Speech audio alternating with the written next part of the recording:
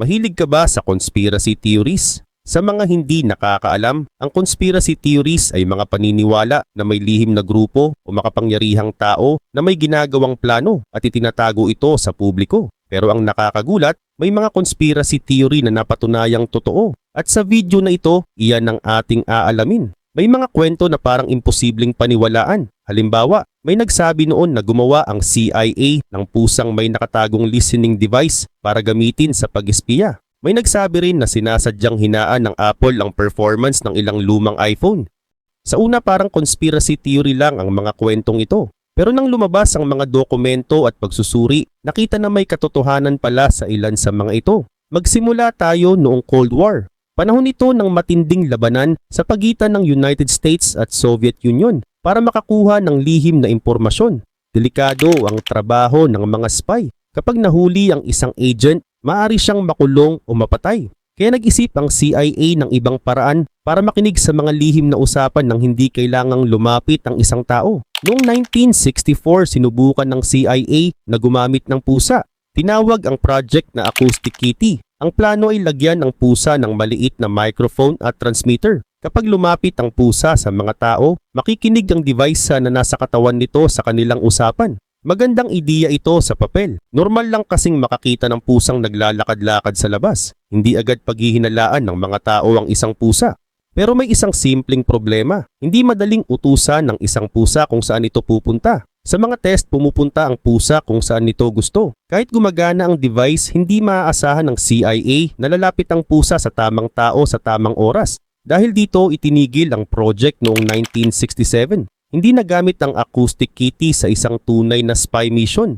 May sikat ding kwento na pinakawalan daw ang pusa malapit sa Soviet Embassy at agad itong nasagasaan ng taxi. Pero ayon mismo sa CIA, hindi totoong nangyari ang kwentong iyon. Totoo ang Spy Cat Project. Pero hindi lahat ng kwentong kumalat tungkol dito ay totoo. At hindi rin tumigil ang CIA sa paggawa ng kakaibang spy technology. Noong 1970s, gumawa naman sila ng maliit na flying machine na kamukha ng dragonfly.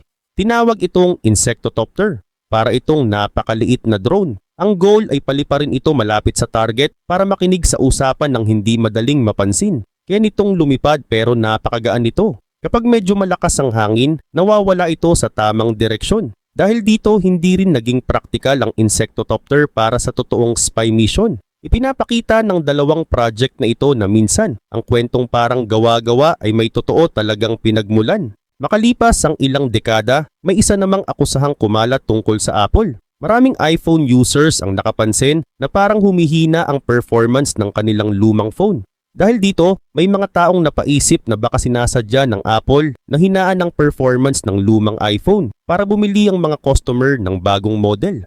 Matagal na walang malinaw na sagot. Pero noong December 2017, sinuri ni John Poole ng Geekbench ang performance ng maraming iPhone. Napansin niya na ang ilang lumang iPhone na may luma o mahinang battery ay mas mabagal. Kapag napalitan ang battery, maaari ring bumalik ang mas mabilis na performance ng phone. Hindi nagtagal, kinumpirma ng Apple na may software talaga itong ginagamit para bawasan ng pinakamataas na performance ng ilang iPhone kapag mahina na ang battery. Pero sinabi ng Apple na may dahilan kung bakit nila ito ginawa. Habang tumatanda ang battery, humihina ang kakayahan nitong magbigay ng malaking power ng biglaan. Kapag hindi na kayang ibigay ng battery ang kailangan ng phone, maaring biglang mamatay ang iPhone. Para mabawasan ng ganitong shutdown, binabawasan ng software ang power na ginagamit ng processor sa ilang pagkakataon. Isipin na lang natin na parang isang lumang battery-powered toy. Kapag bago ang battery, kaya nitong paganahin ng mabilis ang laruan. Pero kapag mahina na ang battery, baka biglang tumigil ang laruan kapag pinilit itong gumamit ng maraming power. Kaya sa iPhone, binabawasan muna ng software ang performance para hindi biglang mamatay ang phone. Ang malaking problema ay hindi lang dahil bumagal ang ilang iPhone. Maraming customer ang nagalit dahil hindi naging malinaw sa kanila noong una na ginagawa ito ng Apple. Maaring isipin ng isang user na kailangan na niyang bumili ng bagong phone, kahit ang problema pala ay ang luma ng battery. Pagkatapos ng kontrobersya, naging mas malinaw ang Apple tungkol sa battery condition ng iPhone. Sa battery health, makikita na ngayon ng user kung mahina na ang battery at kung naapektuhan na nito ang performance ng phone. Maaari ring makatulong ang pagpapalit ng battery para bumalik ang mas magandang performance. Kaya sa dalawang kwentong ito may mahalagang lesson. Totoong sinubukan ng CIA na gawing spy device ang isang pusa. Totoo ring binabawasan ng Apple ang performance ng ilang iPhone kapag mahina na ang battery. At meron pang isa. Ang susunod na kwento ay tungkol naman sa isang kotse na naging isa sa mga pinakakilalang safety scandal sa Amerika.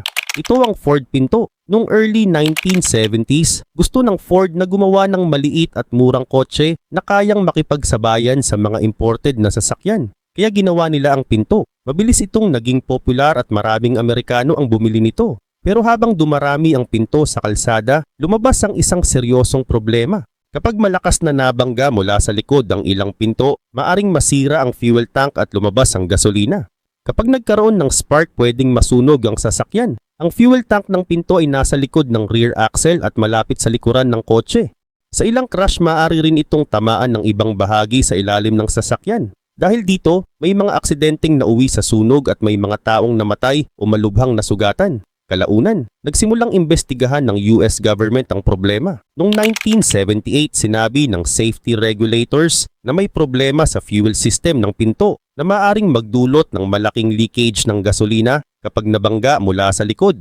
Pumayag ang Ford na i-recall ang humigit kumulang 1.5 million Ford Pinto at Mercury Bobcat para ayusin ang problema. Dito kumalat ang isang mas nakakagulat na kwento. Sinasabing alam daw ng Ford na delikado ang Pinto pero pinili nitong huwag ayusin dahil mas mura raw magbayad sa mga mamamatay o masasaktan kaysa ayusin ang lahat ng kotse. May totoong Ford document na nagkumpara ng gastos sa safety improvements at halaga ng mga posibleng pagkamatay at injury. Totoong may seryosong safety problem ang Ford Pinto at umabot ito sa malaking recall. Pero ang sikat na kwento na direktang pinili ng Ford ang pera kaysa buhay ng mga tao ay masyadong pinasimple. May totoong cost analysis ang Ford pero hindi ibig sabihin na sadyang pinili ng Ford na huwag ayusin ang Pinto para lang makatipid ng pera. Ang totoong nangyari ay mas komplikado. Ang malaking problema ay nakapagbenta na ang Ford ng napakaraming Pinto bago tuluyang naayos ang safety issue. Kaya ipinakita ng kaso ng Pinto na hindi sapat na pasado lang sa basic safety rules ang isang produkto. Dapat siguraduhin din ng kumpanya na ligtas talaga itong gamitin. Kapag may lumalabas na seryosong panganib, responsibilidad ng kumpanya na mabilis itong imbestigahan at ayusin.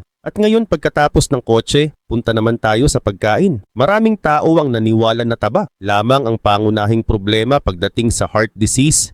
Pero kalaunan, may mga lumang dokumentong lumabas na nagpakita na may isang malaking grupo ng sugar industry ang tahimik na tumulong sa research tungkol sa sugar at heart disease. Noong 1960s, may malaking debate sa mga scientists tungkol sa dahilan ng heart disease. May mga researcher na nakatingin sa saturated fat. May iba naman na nag-aaral kung may malaking epekto rin ng sobrang sugar.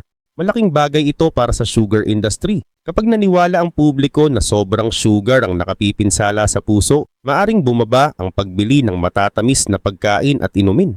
Noong 1965, ang Sugar Research Foundation, isang grupo na suportado ng sugar industry, ay nagbayad sa mga scientist mula Harvard para gumawa ng review tungkol sa sugar, fat at heart disease. Ang review ay hindi isang bagong experiment. Pinag-aralan nito ang mga research na nagawa na ng ibang scientists at pagkatapos ay gumawa sila ng conclusion mula sa mga yon. Ang problema, hindi sinabi sa publiko na ang mga kumpanya ng sugar industry pala ang nagbayad para sa research. Noong panahong iyon, hindi pa kasing higpit ang rules tungkol sa pagsasabi kung sino ang nagbayad sa isang scientific study. At lumabas ang pag-aaral nila noong 1967. At dito, mas binigyang diin nila na ang saturated fat ang pangunahing sanhi ng heart disease. Ayon sa kanila, mas maliit lamang ang epekto at ebidensya ng sugar sa sakit na ito. Makalipas ang maraming taon, nakita ng mga researcher ang mga lumang sulat sa pagitan ng Sugar Research Foundation at ng Harvard scientists. Ipinakita ng mga dokumento na ang sugar industry ang nagbayad sa research. Nagbigay rin sila ng mga pag-aaral na gusto nilang gamitin ng mga researcher at nakita nila ang draft bago ito tuluyang inilabas sa publiko. At noong 2016, inilabas ng mga researcher mula University of California, San Francisco ang kanilang pagsusuri sa mga lumang dokumentong ito. Ang nakita ng mga researcher ay maaring nakatulong ang sugar industry para mas mapunta ang sisi sa fat kaysa sa sugar. Pero hindi ibig sabihin na safe ang saturated fat at sugar lang ang masama. Pareho silang kailangang bawasan kapag sobra. Ang mahalagang punto ay hindi naging malinaw sa publiko na ang sugar industry pala ang nagbayad sa research. Kaya hindi alam ng mga tao na may negosyo ring nakikinabang sa resulta ng pag-aaral. Dito makikita kung bakit mahalagang malaman kung sino ang nagpondo sa isang research. Hindi sapat na sikat ang university o scientist. Dapat malinaw din kung sino ang nagbayad at kung paano ginawa ang pag-aaral. May isa pang kwento na parang science fiction kapag unang narinig. Kaya raw kontrolin ng government ang panahon. Ang totoo, hindi kayang baguhin ng isang government ang buong weather kung kailan nito gusto. Pero may technology na kayang subukang dagdagan ng ulan mula sa mga ulap. Tinatawag itong cloud seeding. At minsan ginamit talaga ito ng United States bilang bahagi ng isang military operation. Noong Vietnam War, malaking problema para sa United States ang Ho Chi Minh Trail. Hindi ito isang kalsada lang. Isa itong malaking network ng mga daan sa Vietnam, Laos at Cambodia na ginagamit ng North Vietnamese Forces para magdala ng pagkain, armas at sundalo. Napansin ng US military na kapag malakas ang ulan, nagiging maputik ang mga daan at mas nahihirapang dumaan ang mga truck. Kaya naisip nilang subukang dagdagan ng ulan sa ilang lugar. Dito nagsimula ang secret program na tinawag na Project Popeye na mas kilala ngayon bilang Operation Popeye. Gumamit ang US military ng cloud seeding. Nagpapakawala ang mga eroplano ng maliliit na chemical particles sa angkop na ulap para subukang dumami ang ulan. Hindi ibig sabihin na nakakagawa sila ng ulan kahit walang ulap. Kailangan muna ng tamang klase ng ulap at panahon para magkaroon ng chance na gumana ang proseso. Ang goal ng Operation Popeye ay dagdagan ang tubig sa ilang supply route para lumambot ang mga daan at mahirapang dumaan ang mga truck ng kalaban. Nagsimula ang aktwal na operasyon noong 1967 at nagpatuloy hanggang 1972. Matagal na itinago sa publiko ang operasyon. Nang malaman ito ng mga journalist at lawmakers, nagkaroon ng malaking debate sa Amerika tungkol sa paggamit ng weather modification sa digmaan. Noong 1974, tinalakay mismo sa US Senate ang dating Secret Weather Modification Program. Pero mahalagang malinaw ang isang bagay. Hindi napatunayan na kayang kontrolin ng Operation Popeye ang buong panahon sa Vietnam. Ang ginagawa nito ay subukang dagdagan ng ulan sa mga napiling ulap. Mahirap ding malaman kung gaano kalaki talaga ang naging epekto nito dahil natural namang malakas ang ulan sa panahon ng monsoon. Dahil sa takot na baka gamitin ng mga bansa ang environment bilang sandata, gumawa ang United Nations ng International Agreement. Tinatawag itong ENMOD Convention. Inaprubahan ito noong 1976, binuksan para sa pagpirma noong 1977 at naging active noong 1978. Ipinagbabawal nito ang paggamit ng environmental modification bilang sandata kapag maaari itong magdulot ng malawak, matagal o matinding pinsala. Hindi nito ipinagbabawal ang lahat ng peaceful cloud seeding. Kaya hanggang ngayon may mga bansang gumagamit pa rin ng cloud seeding para subukang dagdagan ng ulan o makatulong sa water supply. Kaya may totoong bahagi ang kwento tungkol sa government at weather modification. Pero hindi ibig sabihin na kayang gumawa ng government ng bagyo, baguhin ang buong climate o kontrolin ang panahon kahit kailan nito gusto. Ang napatunayang nangyari ay mas simple. Gumamit ang US military ng cloud seeding sa Vietnam War para subukang dagdagan ng ulan sa ilang lugar. At ngayon ang susunod na kwento naman ay hindi tungkol sa weather. Tungkol ito sa isang religious organization na nahuling may mga miyembrong lihim na pumasok sa mga opisina ng US government. Ang grupo ay ang Church of Scientology. Nagsimula ang Scientology mula sa mga ideya ni L. Ron Hubbard, isang American writer. Noong 1950s, lumaki ang grupo at kalaunan ay nagtayo ng mga church at organization sa iba't ibang lugar. Habang lumalaki ang Scientology, nagkaroon din ito ng maraming problema sa ilang government agency. Isa sa pinakamalaking away nito ay tungkol sa tax. Noong 1967, inalis ng US Internal Revenue Service o IRS ang tax-exempt status ng pangunahing Scientology organization sa California. Ang tax-exempt status ay espesyal na status na nagbibigay sa ilang religious at charitable group ng exemption sa ilang tax. Kalaunan, sinuportahan ng US Tax Court ang desisyon ng IRS at sinabi nitong may malaking commercial activity ang organization at may pera ring napunta sa mga pangunahing official nito. Pero hindi lang legal battle ang ginawa ng ilang Scientology official. Noong 1970s, nagkaroon sila ng secret operation na tinawag na Operation Snow White.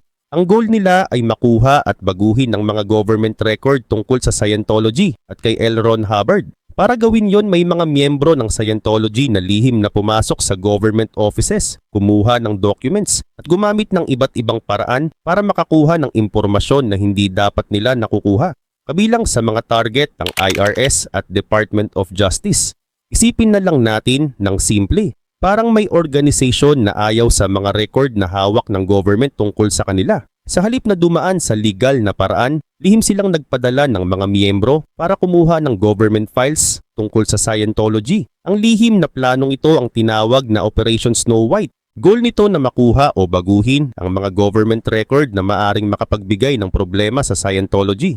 Dahil illegal ang ginawa nila at maraming government office ang naapektuhan, naging malaking kaso ang Operation Snow White. Noong 1976, nahuli ang 2 Scientology member habang gumagamit ng peking identification para makakuha ng government documents. Mula roon, mas lumalim ang investigation. Noong July 1977, sinalakay ng FBI ang ilang Scientology offices at nakakuha ng napakaraming documents tungkol sa secret operation. Ang mga record na ito ang tumulong para maipakita kung gaano kalawak ang ginawa ng Guardian's Office, ang bahagi ng Scientology na humahawak noon sa intelligence at legal problems ng organization. Kalaunan, 11 mataas na Scientology officials ang nahatulan sa mga kasong may kinalaman sa pagnanakaw ng government documents, pakikialam sa investigation at iba pang illegal na gawain. Kasama rito si Mary Sue Hubbard, asawa ni L. Ron Hubbard at isa sa pinakamataas na official ng organization noon. Si L. Ron Hubbard mismo ay hindi kinasuhan sa kasong iyon kahit nabanggit siya bilang unindicted co-conspirator. Ibig sabihin isinama siya ng prosecutors sa kanilang paglalarawan ng conspiracy pero hindi siya mismo dinala sa korte bilang defendant. Kaya ang totoong nangyari ay hindi simpleng kwento na kinontrol ng Scientology ang US government. Hindi nila pinamahalaan ng government. Ang napatunayan ay may mga Scientology officials at members na gumawa ng secret operation para makapasok sa government offices at kumuha ng documents. Malaking pagkakaiba yun. Totoo ang illegal infiltration pero walang ebidensya na nakuha ng Scientology ang buong US government. At ngayon punta naman tayo sa isa pang sikat na kwento tungkol sa mga makapangyarihang tao. May private club sa California na tinatawag na Bohemian Club. Itinatag ito sa San Francisco noong 1872. Noong una, kilala ito bilang social club ng mga writer, artist at journalist. Pero habang tumatagal, sumali rin ang maraming businessman, lawyer at political leader. Kalaunan, nagkaroon ng club ng malaking private property sa Redwood Forest sa Northern California. Tinawag itong Bohemian Grove.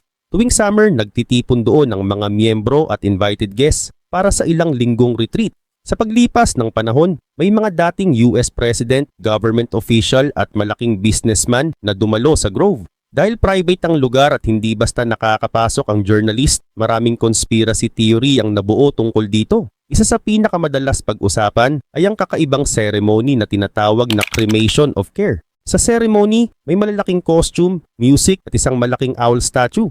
May dala ring simbolikong figure na kumakatawan sa care o mga problema at stress ng ordinaryong buhay.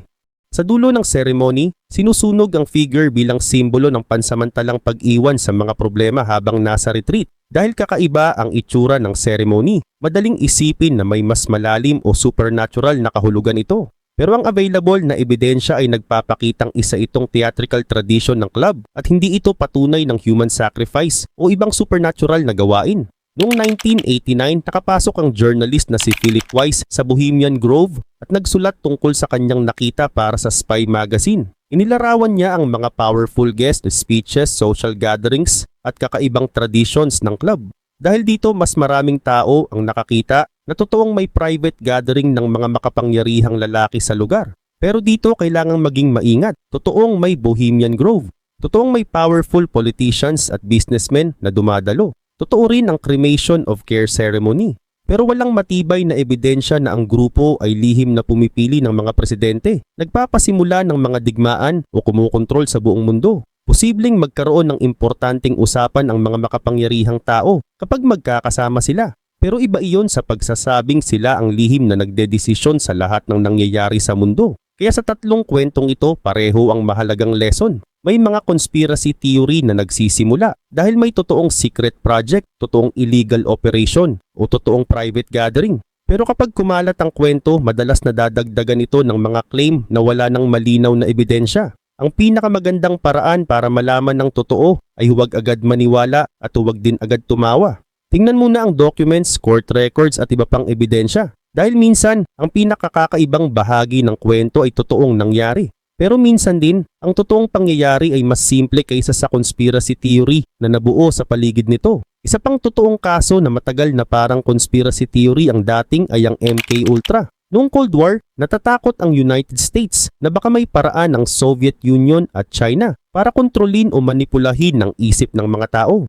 Kaya noong 1953 nagsimula ang CIA ng secret program na tinawag na MK Ultra. Ang goal ng CIA ay pag-aralan kung pwedeng gamitin ang drugs at ibang paraan para baguhin ang kilos, memory at pag-iisip ng isang tao. Isa sa pinakaginamit nilang drug ay LSD, isang malakas na hallucinogenic drug na maaaring magpabago sa nakikita, naririnig at nararamdaman ng isang tao. Ang malaking problema, may mga experiment na ginawa sa mga taong hindi alam na bahagi pala sila ng test. May ilang tao na binigyan ng LSD nang hindi sinasabi sa kanila. May mga experiment ding ginawa sa hospitals, universities at ibang lugar gamit ang perang galing sa CIA. Sa ilang pagkakataon, hindi alam ng mga taong kasali kung sino talaga ang nasa likod ng research. Halimbawa, isipin mong binigyan ka ng inumin pero hindi sinabi sa iyo na may malakas na drug pala yun. Pagkatapos, pagmamasdan ng researchers kung paano magbabago ang kilos at pag-iisip mo. Ganito kaseryoso ang ethical problem sa ilang bahagi ng MK Ultra. Hindi simpleng science experiment lang ang nangyari dahil may mga taong hindi nakapagbigay ng malinaw na pahintulot.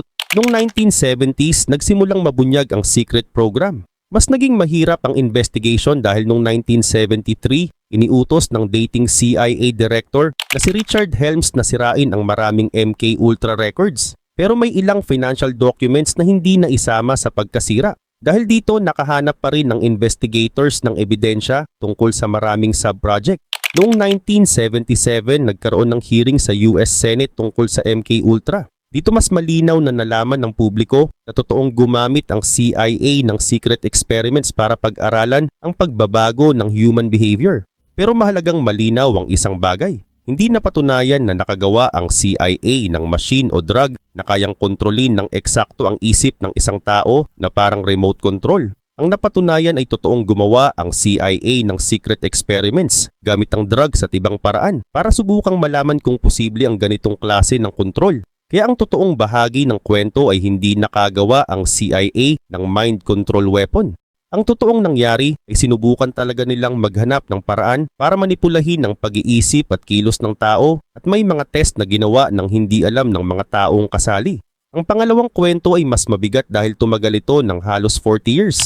Ito ang Tuskegee Syphilis Study sa United States. Noong 1932, nagsimula ang US Public Health Service ng study sa Macon County, Alabama. Gusto ng researchers na pag-aralan kung ano ang nangyayari sa katawan kapag ang syphilis ay hindi ginagamot. Ang syphilis ay isang infeksyon na maaaring magdulot ng seryosong problema sa katawan kapag pinabayaan. 600 black men ang isinama sa study. 399 sa kanila ang may syphilis at 201 naman ang wala. Marami sa mga lalaki ay mahihirap na farm worker. Hindi malinaw na sinabi sa kanila kung ano talaga ang ginagawa ng study at hindi sila nakapagbigay ng informed consent gaya ng requirement sa medical research ngayon. Sa simula ng study, wala pang simple at siguradong gamot para sa syphilis.